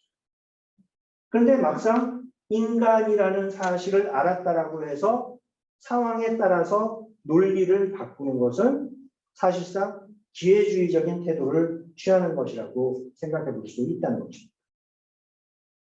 그래서 고통의 비교가 어느 정도까지는 불가능하다라고 하더라도 그럼에도 직관적으로 우리가 비교 가능한 경우가 있을 수가 있다는 것입니다. 다큐멘터리를 잠깐 좀 보여드릴게요. 네. 자, 이렇게 고통을 받는데 우리가 고통을 비교할 수 없다라고 이야기하는 것은 글쎄요. 고기가 너무 먹고 싶어가지고 현실을 외면하려는 그런 태도가 아닐까라는 생각을 해봅니다. 이번에는 생태에 관한 의문에 대해서 동물 해방론자들이 어떻게 대응을 하는지에 대해서 설명을 해보도록 할게요. 첫 번째는 동물도 서로 잡아먹는데 왜 인간은 잡아먹지 못하느냐라는 의문이 제기될 수가 있고 그 다음에 결국은 약육강식 아니냐.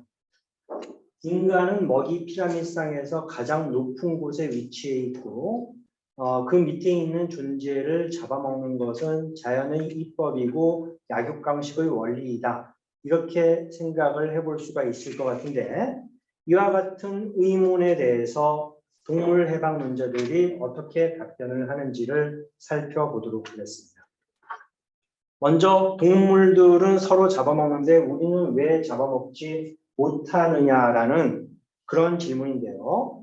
여기에 대해서는 크게 세 가지로 답변을 제시할 수 있을 것 같습니다. 첫 번째는 육식 동물들의 경우는 육식을 하지 않으면은 생존이 불가능합니다. 예를 들어서 사자가 이런 수업이 있다라는 이야기를 듣고 수업을 들어봤습니다. 그리고 수업을 들어봤더니만 과연 채식을 해야 된다라는 생각을 할 수밖에 없었어요. 그래서 채식을 시작한다라고 하면은 그 사자는 얼마 있지 않아서 굶주려 죽을 수밖에 없습니다. 그 이유는 인간과 달리 사자와 같은 육식 동물들은 채식을 에너지로 전환할 수 있는 능력을 갖추고 있지 못합니다. 그렇기 때문에 육식 동물들이 육식을 하지 않았을 경우에는 결국 굶어 죽을 수밖에 없어요. 그런데 인간은 잡식성 동물이기 때문에 설령 육식을 하지 않는다라고 하더라도 얼마든지 생존이 가능하다라는 차이가 있습니다. 두 번째로는 평상시에는 우리가 동물들을 비하합니다. 그래서 욕할 때에도 개 같은 뭐뭐, 돼지 같은 뭐뭐, 소 같은 뭐뭐 이런 식으로 욕을 하잖아요. 그죠? 이처럼 평상시에 동물들을 비하하다가 막상 고기가 먹고 싶으니까 동물들을 뒤따르겠다. 이렇게 이야기하는 것은 자신의 편의에 따라서 간에 붙었다, 쓸개에 붙었다 하는 기회주의적인 태도를 취하는 것이라고 볼 수가 있습니다. 이해가세요? 그러니까 평상시에는 동물들을 비하하다가 막상 고기를 먹고 싶으니까 우리도 동물을 따르겠다. 이렇게 이야기하는 것은 자신의 이기심에 따라서 여기 붙었다, 저기 붙었다 하는 기회주의적인 태도를 취하는 것이라고 이야기할 수 있다는 것이에요. 마지막으로 반성 능력이 없는 존재의 행동에 대해서는 도덕적 책임을 묻지 않습니다. 예를 들어서 어린 아기가 옆에 우연히 권총이 있었고 그 권총의 방아쇠를 잡아당겨가지고 사람을 죽였다라고 했을 때 우리는 그 아이에게 도덕적 책임을 묻지 않습니다. 마찬가지로 사유 능력이 없는 동물들의 행동에 대해서는 우리가 도덕적 책임을 물을 수가 없는 거예요. 하지만 여러분들처럼 사유 능력을 갖춘 정상적인 성인들 같은 경우는 자신의 행동에 대해서 도덕적 책임을 물어야 되는 것이고 고통을 느낄 수 있는 존재를 잡아먹는 것은 도덕적으로 문제가 되고 그것은 도덕적인 잘못이다. 이렇게 이야기를 해야 될 것이라는 겁니다. 다음으로 약육강식에 관한 논의예요. 이 이야기는 상당히 자주 언급이 되는 편입니다. 그러니까 우리가 먹이 피라미드상에서 가장 높은 곳에 있기 때문에 우리가 그 밑의 동물들을 마음대로 잡아먹을 수 있다. 이렇게 이제 이야기하는 사람들이 많이 있는데 답변을 크게 네 가지로 제가 제시를 하고 있는데 이런 모든 것들을 떠나가지고 여러분들 한번 생각을 해보세요. 여러분들이 과거에 일진이었던 경험이 있는지는 모르겠지만 일진들이 약한 아이들을 괴롭힌다라고 했을 때 그러면서 그 친구들이 강자가 약자를 마음대로 하는 것은 자연의 이치야. 이렇게 이야기한다라고 했을 때 여러분들은 그것이 도덕적으로 옳다라고 이야기를 합니까? 강자가 약자를 마음대로 할 수 있다는 것이 도덕적으로 옳은 태도일까요? 이거 한 가지만 물어봐도 사실은 먹이 피라미드와 관련한 논의에 대해서는 충분하게 설명이 되었다라고 생각해 볼 수 있을 것 같아요. 뭐 그런 논의를 떠나가지고 여기에 제시된 논변들을 하나씩 제가 설명을 해보도록 할게요. 첫 번째로 먹이 피라미드이 있다라고 했을 때 우리보다 높은 곳에 어떤 존재가 있다라고 가정을 해보자는 겁니다. 사회 실험을 해보자는 거예요. 그래서 호모 사피엔스보다도 우월한 존재인 호모 수퍼버스라는 존재가 있다라고 가정을 해보자는 겁니다. 그런데 이 호모 수퍼버스가 호모 사피엔스를 먹어봤더니만 너무 맛있는 거야. 그래서 너희들을 잡아먹겠다라고 할 경우에 여러분들은 박수 치면서 브라보 그러면서 잡아드세요. 이렇게 이야기를 할 것 같습니까? 약육 방식이니까 당연하다라고 생각을 하게 될까요? 아닐 거라는 거죠. 그죠? 그 다음에 인간이 실제로 먹이 피라미드상에서 가장 높은 곳에 있는지에 대해서는 논란의 여지가 있을 수가 있습니다. 이 먹이 피라미드라는 것은 생물학자들이 자연계의 생태적인 측면을 설명하기 위해서 만들어 놓은 이론적인 틀인데, 만약에 먹이 피라미드를 맞짱 뜨는 것을 기준으로 만든다라고 했을 경우에는 인간은 중하위권을 벗어나지 못할 겁니다. 사자나 코끼리 이런 동물들한테 지는 것은 너무나도 당연한 것이고, 심지어는 비교적 작은 동물들에게마저도 그렇게 이기기가 쉽지 않습니다. 그런데 그런 상황에서 먹이 피라미드상에서 그런 동물들이 인간에 비해서 위에 있다라고 해서 마음대로 잡아먹을 수 있다라는 것을 도덕적으로 정당하다라고 이야기할 수 있을까요? 세 번째로, 공장식 농장에서 사육하다가 잡아먹는 것은 생태계에서의 먹이 피라미드과는 전혀 상관이 없는 것입니다.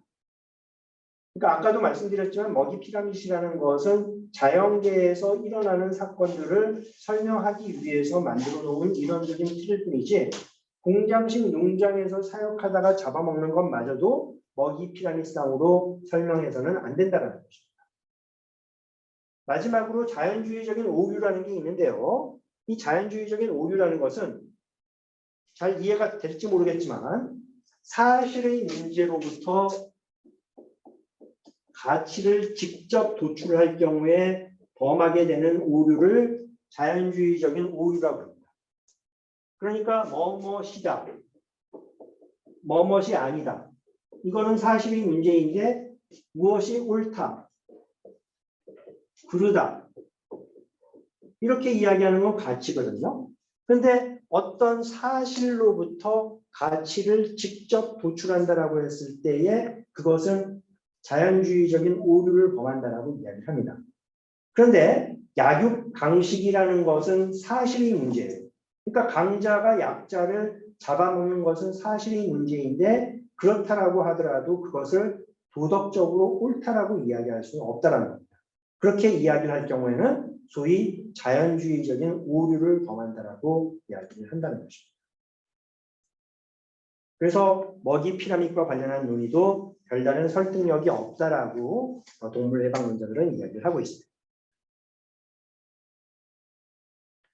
그 다음에 차이를 통해서 차별을 정당화하려는 태도에 대해서 반론을 어떻게 제기하는지를 한번 살펴보도록 하겠습니다.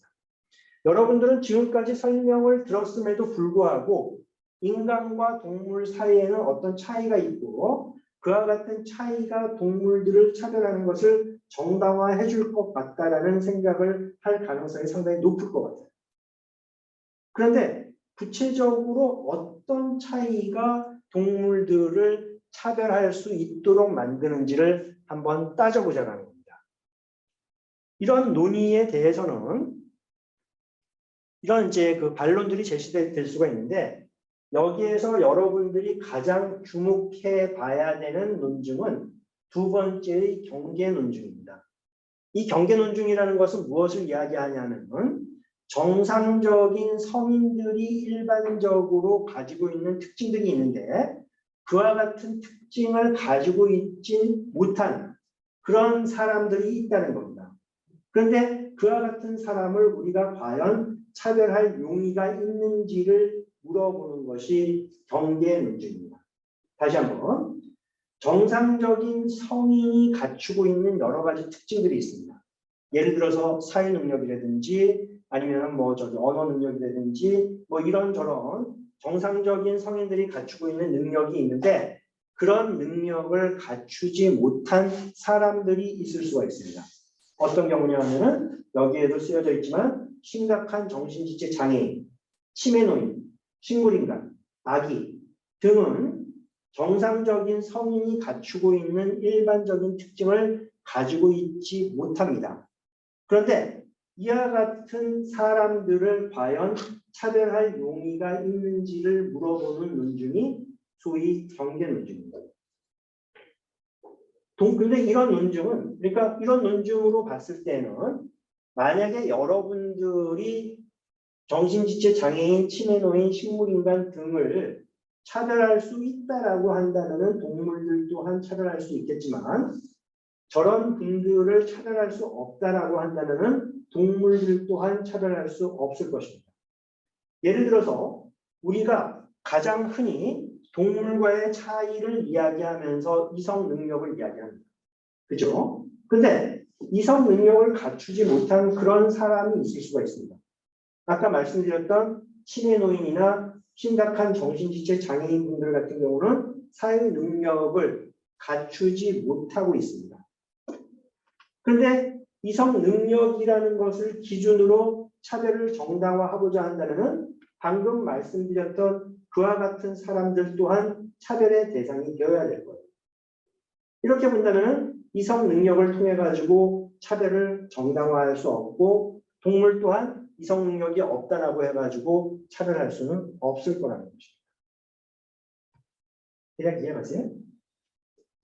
그리고 각각의 논변에 대해서 반례들이 제시될 수가 있는데요. 예를 들어서 인간은 도구 사용 능력이 있음에 반해서 동물들은 도구 사용 능력이 없고 이런 기준으로 동물들을 차별할 수 있다라는 논의가 있을 수가 있는데 그런 논의에 대해서는 반례를 제시할 수가 있다는 겁니다. 동물들 중에서도 도구를 사용하는 동물들이 있다는 거예요. 예를 들어서 딱따구리가 선인장, 가시를 이용해가지고 벌레를 잡아먹는다든지 아니면 침팬지가 나뭇잎을 적셔가지고 스펀지를 만든다든지 아니면 고릴라가 하천을 건널 때 얼마만큼 깊은지를 확인하기 위해서 나무 막대기로 이렇게 가늠을 해본다든지 뭐 이런 어떤 도구 사용 능력이 있다는 것이 입증이 되는데 이런 반례가 있다는 것은 곧 도구 사용 능력을 가지고서 차별을 정당화할 수 없다는 것을 보여준다라고 생각해 볼 수 있다는 거예요. 도구 사용 능력과 관련해서 제가 어렸을 때에 침팬지를 구경하러 동물원에 간 적이 있습니다. 근데 침팬지들이 왠지 이제 좀 얄미운 것 같다는 생각이 들어가지고 작은 돌멩이를 이렇게 던져봤는데 잘 안 맞더라고요.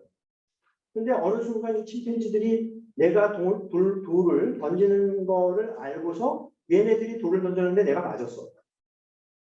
도구 사용 능력이라는 측면에서 봤을 때 적어도 돌을 사용하는 도구 능력 사용과 관련해가지고는 얘네들이 나보다 우월했었는데 그런 상황에서 그러면은 얘네들이 나를 차별해도 됩니다. 이렇게 이야기하는 것이 각각의 논변에 대해서 반례를 제시하는 것입니다. 나머지 것들에 대해서는 뭐 특별하게 설명을 하지 않아도 될 것 같고 여기에서는 경계 논증이라는 것을 정확하게 기억해 두시면 좋을 것 같습니다.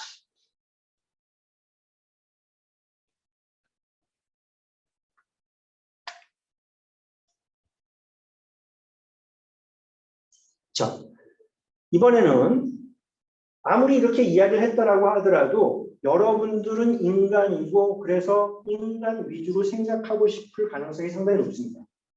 그리고 우리가 인간이기 때문에 동물들이 아무리 중요하다라고 하더라도 인간을 우선적으로 고려하는 것이 옳은 것이 아닌가라는 생각을 하려는 경향이 있습니다. 그래서 가장 흔히 제기되는 질문 중에 하나가 동물들도 중요하지만 그럼에도 인간의 문제부터 해결해야 되는 것은 아니야? 이러한 의문이 제기될 수가 있다는 거예요. 그 다음에 건강상의 문제가 제기되는 것은 아닌지라는 질문이 제기될 수가 있습니다. 두 번째의 건강상의 문제는 평범한 사람들이 가장 흔히 제기하는 문제 중에 하나입니다. 그러니까 우리의 건강이 염려되기 때문에 아무리 동물들이 중요하다고 하더라도 우리는 고기를 먹어야 된다라는 그런 이야기를 하는 사람들이 있다는 거예요. 그런데 엄격하게 말씀드려서 지금부터 하는 이야기는 인간에게 과연 해가 되느냐를 묻는 그런 내용들인데, 자, 한번 생각을 해보세요. 성폭행범이 있습니다. 가해자야.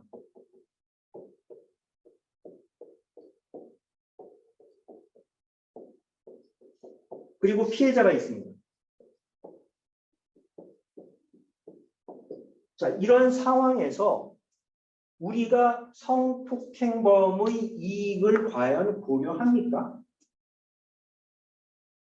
안 하죠. 우리는 거의 예외 없이 피해자에게 어떤 피해가 갔는지를 묻지 가해자에게 어떤 이익이 있었는지 이런 것들을 묻지 않습니다. 그죠?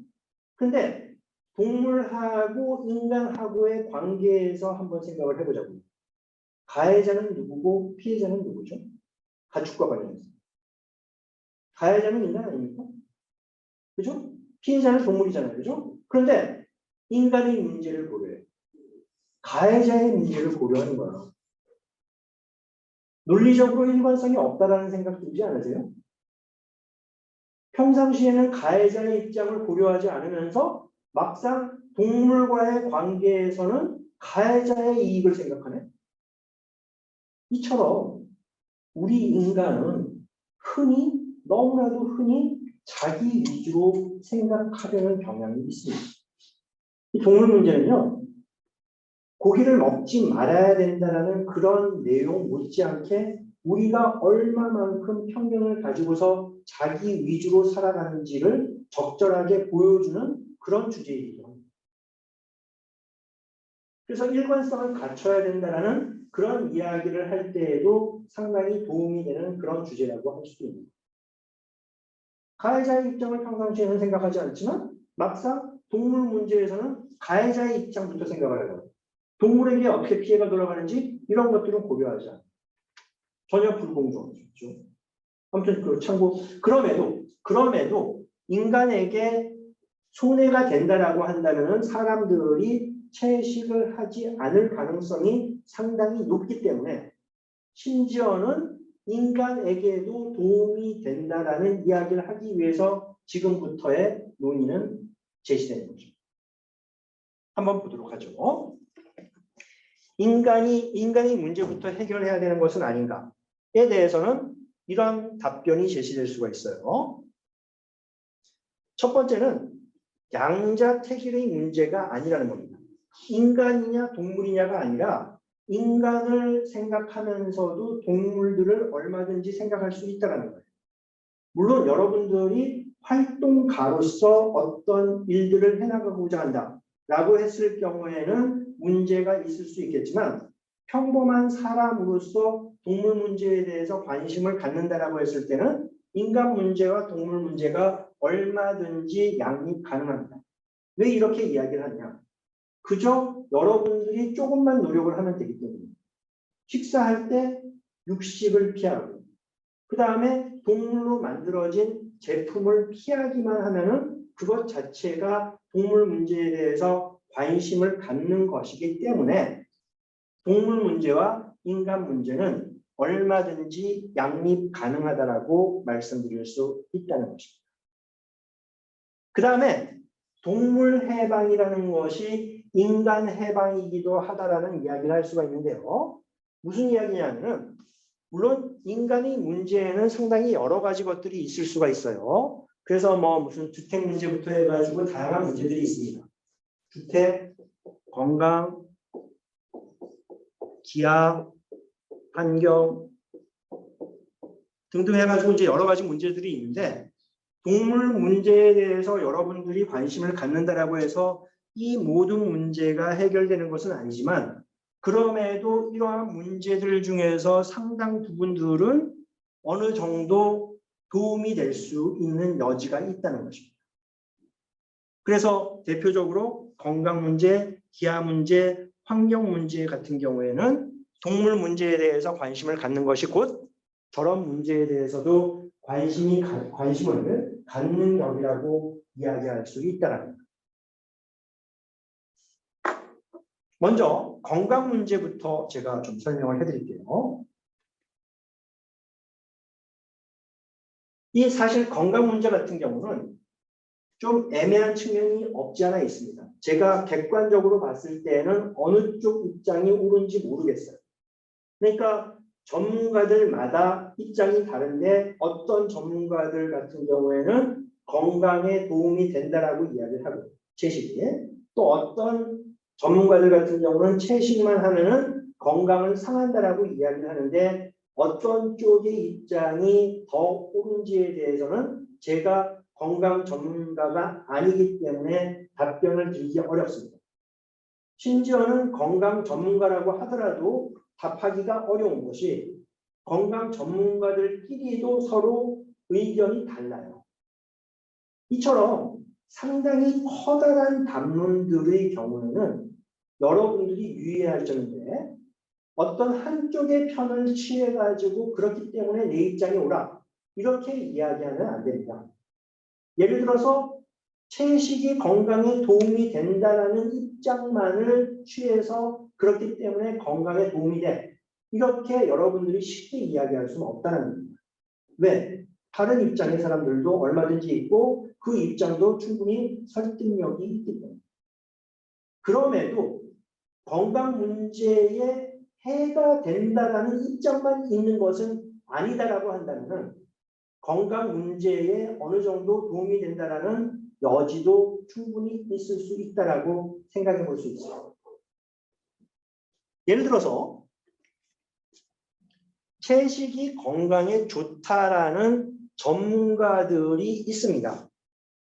의사 집단들 중에서도 채식이 건강에 좋다라고 이야기하는 사람들이 있다라는 것입니다. 보죠. 이처럼 그러니까 전문가들이 한결같이 육식을 해야지만 건강해진다라고 이야기하는 것은 아니다라고 한다면은 건강해질 수 있는 여지는 충분히 있을 수 있다라고 생각해 볼 수 있다는 것입니다. 그 다음에 여러분들이 잘 모를 수도 있는데 이 세상의 3% 정도에서 5% 정도는 비건들이래요. 비건은 말 그대로 완전 채식주의자들인데 이 사람들 같은 경우는 아예 육류를 전혀 먹지 않는 사람들입니다. 그런데 이 사람들이 지금 현재에도 건강하게 잘 살고 있다라고 한다면 채식을 하는 것이 건강상의 문제를 일으킨다라고 결정적으로 이야기하기는 어려울 수가 있는 것입니다. 만약에 완전 채식이라는 것이 건강상의 문제를 일으킨다라고 한다면은 지금 이 세상에는 현저하게 줄어든 채식주의자들만이 살아남아 있거나 아니면 모두가 다 죽었거나 이렇게 돼야 될 텐데 그러지 않고서 이 사람들이 몰래 냉면 밑에다가 뭐 그 고기 깔아놓고 먹었기 때문에 지금 살아남은 거 아니거든요. 실제로 완전 채식을 함에도 불구하고 건강하게 잘 살고 있다라고 한다면은 적어도 채식만 하는 것이 건강상의 심각한 문제를 일으키는 것은 아니다라고 이야기할 수가 있을 겁니다. 그 다음에 세 번째로 그럼에도 사람마다 정말 체질이 다 다를 수가 있어요. 그래서 정말로 육식을 하지 않으면은 건강상의 심각한 문제가 생길 사람들이 있을 수가 있는데 그런 사람들의 경우는 중앙신경계를 갖지 않은 동물들 그러니까 포유류, 조류, 어류, 양서류, 파충류가 아닌 동물들 설국열차 보셨나요 여러분들? 거기에 바퀴벌레를 이렇게 재워서 먹잖아요. 그렇죠? 이런 것들 먹어도 충분히 단백질을 섭취할 수 있다는 거예요. 이처럼 우리가 얼마든지 구분을 해서 어떤 것은 먹고 어떤 것은 안 먹고 이런 식으로 가릴 수 있음에도 불구하고 건강상의 문제가 있다라고 해서 무조건 동물들을 다 먹어야 돼. 이렇게 이야기하는 것은 전형적으로 흑백 논리의 오류를 범하는 것이라고 생각해 볼 수 있는 것입니다. 마지막으로 다양한 방식으로 최소한의 육식을 할 수 있는 여지가 있어요. 그러니까 물론 개인적으로는 단번에 모든 육식을 끊고 채식으로 전환하면 좋을 것 같다는 생각이 드는데 그게 어렵다라고 한다면은 다양한 방식으로 조금은 약화된 유형의 채식을 할 수 있는 여지가 있지 않을까요? 그래서 고기 없는 월요일 아니면 고기 없는 점심 뭐 이런 식으로 나름대로 채식을 육식을 줄이기 위해서 노력할 수 있는 방법이 있을 텐데 그런 것들을 무시하고서 건강에 문제가 되니까 나는 육식해야 돼. 이렇게 이야기하는 것은 생각해 볼 여지가 있을 것 같다는 생각입니다. 그래서 건강 문제는 이렇게 설명을 해드릴 수 있을 것 같고 다음으로 이제 환경 문제인데요. 그러니까 가축들을 수용하기 위해서는 일정한 공간과 땅이 필요합니다. 그런데 그곳에 수용된 동물들로부터 오물이 배출되는데 그 오염물질이 수질오염, 토양 오염을 일으킨다는 것은 널리 잘 알려져 있는 사실이고 이거는 팩트에 가깝습니다. 그러니까 환경에 분명 문제를 야기한다는 것이죠. 그리고 지구의 심장부라고 할 수 있는 아마존의 열대 우림 지역이 하루가 다르게 파괴되고 있는데 가장 커다란 파괴의 원인은 소의 목초지를 개간하기 위해서 파괴가 되고 있다고 합니다. 만약에 거기에서 생산된 고기가 그 지역의 못 사는 사람들을 위해서 활용된다라고 한다면은 그거는 또 부차적인 문제일 수가 있는데 그게 아니라 거기에서 생산된 거의 대부분의 육류는 선진국의 사람들의 육식욕을 충족시키기 위해서 생산이 되고 있습니다. 이렇게 본다면 소위 잘 나가는 국가의 사람들의 육식욕을 충족시키기 위해서 환경이 상당히 훼손되고 있다고 이야기할 수 있을 거랍니다. 환경 문제는 이 외에도 다양한 어떤 이야기들이 나올 수가 있는데 여기에서는 이런 이야기만 하고 넘어가도록 하겠습니다. 그런데 제가 봤을 때는 환경과 관련해서는 분명 육식을 하는 것이 환경에 도움이 되지 않는 것 같다는 생각이 듭니다. 건강 문제와는 조금 다르게 환경 문제는 조금 더 결정적으로 동물 문제에 관심을 갖는 것이 환경 문제에 관심을 갖는 것이다라고 이야기할 여지가 많이 있을 것 같아요. 지금 환경 문제뿐만 아니고 기아 문제까지 이야기를 한 건데요. 사실 제가 봤을 때 이 기아 문제는 좀 논란의 여지가 상당히 많이 있는 것 같아요. 그러니까 산술적으로 봤을 때는 가축에게 주는 곡물을 가축들에게 주지 않고 직접 활용할 경우 전 세계적인 기아 문제가 어느 정도 해결될 여지가 있습니다. 예를 들어서 미국인들이 1년에 10%만 고기 소비를 줄여도 6천만 인구가 기아에서 벗어날 수 있고 또 단순히 미국 가축 수를 절반으로만 줄여도 비사회주의 저개발 국가의 칼로리 부족액을 매번 메우고도 남을 정도가 된다고 하는데 이거는 방금도 말씀드린 바와 같이 산술적인 계산이에요. 그러니까 세계 기아 문제가 분배 문제라고 생각을 한다라고 했을 경우에는 이런 계산들이 통용되지 않을 것 같습니다. 다시 말씀드려서 산술 그러니까 얼마든지 그러니까 곡식이 없는 것이 아니라 사람들이 먹을 곡물들이 없는 것이 아니라 곡물이 많이 있음에도 불구하고 적절하게 분배가 되지 않기 때문에 사람들이 굶주린다라는 그런 측면에서 봤을 때는 기아 문제와 관련한 이야기는 설득력이 상대적으로 부족하다라고도 볼 수가 있는 것 같아요. 그럼에도 이렇게 이제 그 땅이 있다라고 했을 때 여기에서 생산되는 모든 곡물들을 인간이 활용을 한다라고 한다면은 뭐 1,000원에 먹을 수 있는데 상당수를 동물들이 먹어버립니다. 가축들이. 그리고 남아있는 여기에서 생산된 곡물들을 인간이 먹다 보니까 이게 2,000원이 되는 거야. 이런 이유들 때문에 저개발 국가에서 기아 문제가 발생할 수밖에 없다라고도 생각해 볼 여지가 있는데 이 논리가 완전히 잘못된 거는 아닐 수도 있는 것 같아요. 그리고 여기에도 쓰여있지만 한 단위의 단백질을 생산하기 위해서는 송아지가 무려 21단위의 단백질을 섭취해야 됩니다. 그러니까 21분의 1로 줄어드는 과정을 통해 가지고 여러분들은 단백질을 먹고 있는 거예요. 왜 이렇게 줄어들 수밖에 없느냐? 소도 살아남아야 되기 때문에 에너지를 소모해야 됩니다. 그렇기 때문에 먹는 것이 모두가 다 고기로 전환되는 게 아니라 살아남기 위해서 활용되는 에너지로도 사용이 된다는 겁니다. 그런 과정을 거치다 보면은 결국은 한 단위의 동물 단백질을 생산하기 위해서 무려 21단위의 단백질이 소모된다는 겁니다.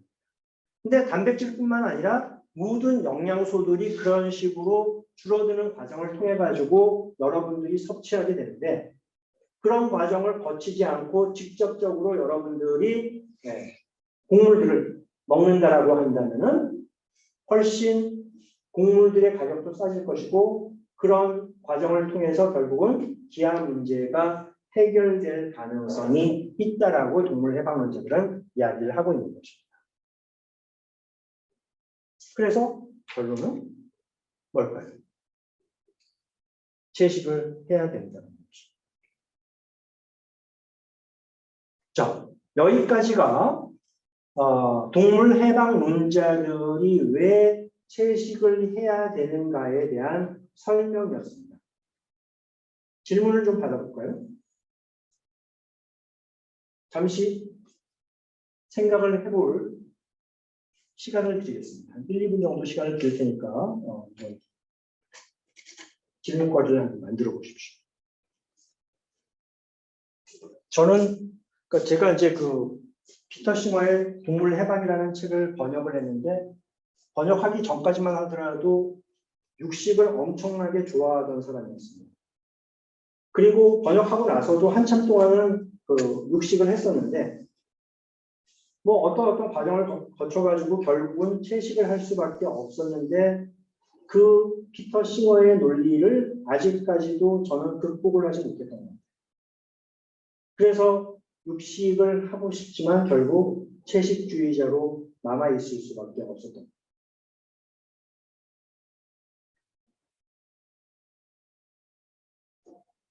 여러분들은 뭐 약간 좀 그렇게 생각하는데 자꾸만 방해를 하셔서 죄송한데 자유라는 것이 뭔지 생각을 해본 적이 있는지 모르겠는데 우리는 흔히 마음대로 하는 것, 말 그대로 이런저런 욕구에 따라서 마음대로 하는 것을 자유라고 생각을 합니다. 그죠? 그래서 먹고 싶은 거 먹고 마시고 싶은 거 마시고 하고 싶은 거 하고 이런 것을 소위 자유라고 생각을 하는데 조금 잘 생각을 해보면은 그거는 자유가 아니라 욕망의 노예가 된 거 아닐까요? 자기 의지는 거기 개입할 여지가 없습니다. 자기 의지로서 무엇을 선택하는 거야말로 진정한 자유 아닐까요?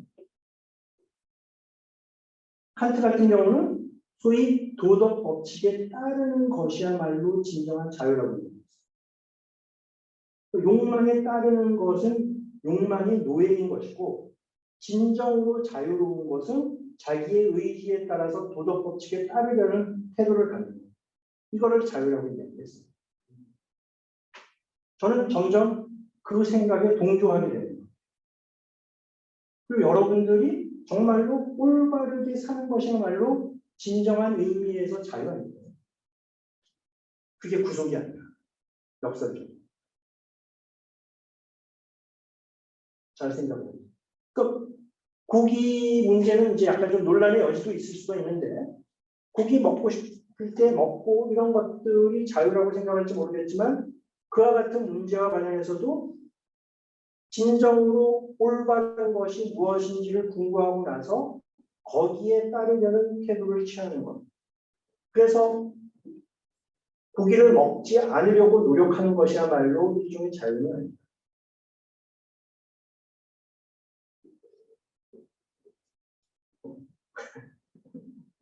잘 생각해 보세요.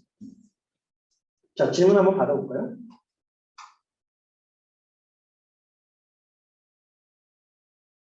다들 채식주의자가 될 건 아닐 것 같은데.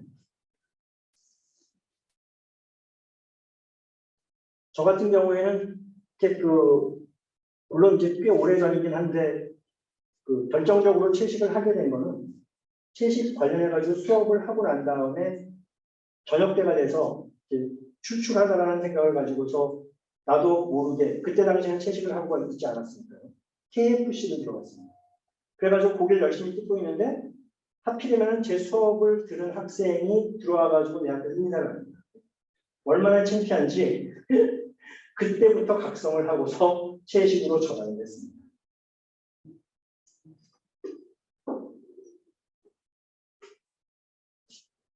자, 질문 없어요?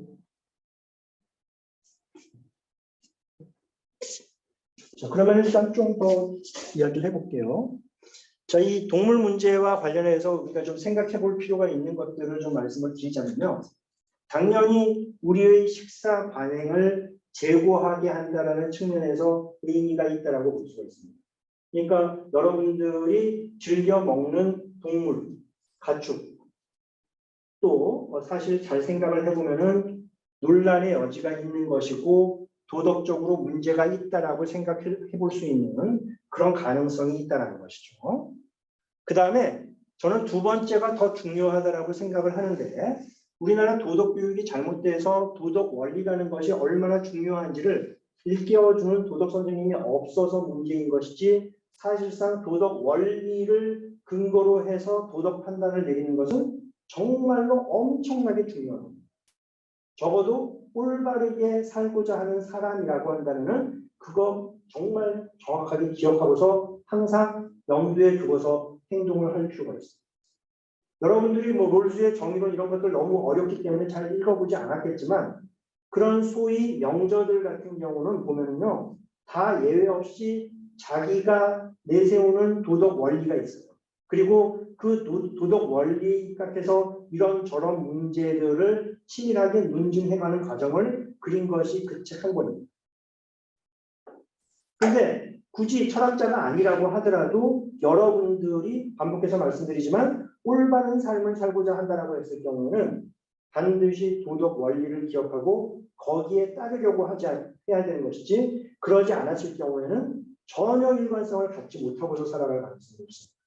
여기에선 이런 이야기 했다가 저기에선 저런 이야기하고 자기 편의에 따라서 왔다 갔다 하면서 사실상은 자기 이익을 도모하는 도덕적으로 올바름을 구하면서 살아가려고 하는 것이 아닙니다. 그런 태도로서 살아가게 될 가능성이 상당히 높다는 거예요. 그 다음에 세 번째로는 갑의 입장이 되었을 때 뿔의 입장을 고려하는 것이 얼마나 어려운지를 이 주제는 보여주고 있습니다. 여러분들 다 고대생이고 고대생이기 때문에 여러분들은 사회적으로 상대적으로 높은 지위에 올라갈 가능성이 높은 사람들입니다. 그런데 높이 올라가면은 자기가 갑이 되었음에도 불구하고 갑이 되었는데 그 상황에서 뿔의 입장을 제대로 파악하려는 노력을 기울이지 않게 될 가능성이 상당히 높습니다. 자기 스스로가 반성적인 사유를 통해 가지고 자기의 사고를 검토해 나가지 않았을 경우에는 갑이 되었을 때 뿔의 입장을 생각해 보지 못하고서 갑질을 하게 될 가능성이 상당히 높을 수 있다. 이 주제는 그런 가능성을 보여주고 있습니다. 마지막으로 우리가 평상시에는 상당히 객관성을 띠면서 이런저런 이야기를 합니다. 그런데 자기 이익이 걸려 있잖아요. 그런 상황이 되면은 객관성을 어느 순간 상실해버리고 자기 이익에 맞추어 가지고 어떤 판단을 내리려는 경향이 있다는 것. 이 주제는 보여주고 있다. 여러분들이 질문은 안 했지만 모르긴 해도 어떤 방식으로든 스스로가 이거 특별하게 잘못한 것이 아니야라고 생각을 하려 하면서 육식을 정당화하기 위해서 노력을 하고 있을 겁니다. 근데 우리가 자기 이익 때문에 객관성을 상실하는 것은 분명 문제가 있는 태도입니다. 그렇게 사는 것은 도덕적으로 사는 것이 아니잖아요. 그죠? 그런데 이 주제는 우리가 그럴 가능성이 높다라는 것, 매우 높다라는 것을 보여주고 있다고 생각해 볼 수 있다. 마지막으로 고기 먹는 것 너무나도 상식적으로 당연한 거였잖아요. 그죠? 그런데 우리가 상식적으로 산다라고 했을 때 그것이 자칫 상당히 문제가 될 가능성이 있을 수도 있다는 것. 이거를 여러분들이 잘 기억해 두실 필요가 있고 바로 5번과 같은 이유 때문에 인문학이라는 것, 사회과학이라는 것 이것이 되게 중요할 수 있습니다. 대학을 다니면서 부지런히 그런 내용들을 습득하고서 자기 것으로 만들려고 노력을 하지 않는 이상은 상식적으로 살다가 다른 사람들한테 자기도 모르는 사이에 피해를 주는 경우가 상당히 많이 있을 수 있다는 이런 것들도 여러분들이 잘 기억을 해주실 필요가 있을 것 같습니다. 그래서 이건 제 좌우명인데요. 사유가 없는 실천은 맹목이고 실천이 없는 사유는 공허. 그러니까 먼저 실천 없는 사유를 이야기하자면 여러분들이 동물 문제에 대해서 어떤 것이 올바른지를 알았어요. 그런데 올바른 것을 머릿속으로만 알고 그것이 실천으로 이어지지 않는다라고 한다면 그 지식은 공허할 수밖에 없다는 거죠. 동물 문제뿐만이 아니라 모든 문제가 그렇습니다. 예를 들어서 나눔이라는 것이 중요하다고 한다면 여러분들이 나름대로 공부를 해봤더니만 같이 함께 더불어 사는 것이 중요하다고 생각을 하게 됐어요. 그런데 그것이 그런 생각이 실천으로 이어지지 않는다라고 한다면 그와 같은 사유는 공허할 수밖에 없다라는 거죠.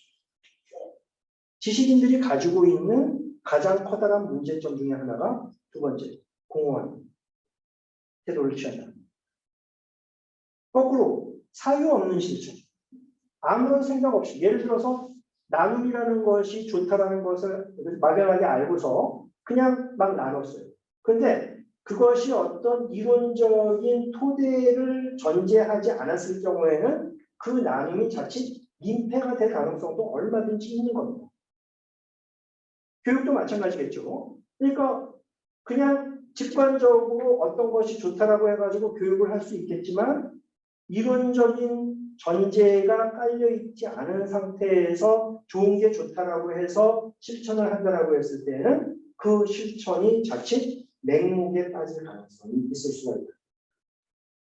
그래서 여러분들이 정말로 좋은 사람으로 잘 살고자 한다면 사유와 실천을 조화시키기 위해서 꾸준히 노력을 해야 됩니다.